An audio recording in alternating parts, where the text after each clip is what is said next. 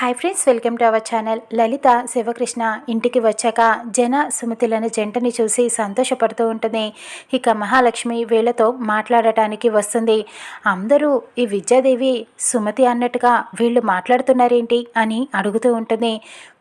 ఇప్పుడు ఈ విద్యాదేవి సుమతి అంటున్నారు, తర్వాత ఈవిడే సుమతి అని ఖచ్చితంగా అంటారు మీరు, అలా అనరని ఏంటి గ్యారంటీ అని మహాలక్ష్మి అందరినీ ప్రశ్నిస్తూ ఉంటుంది.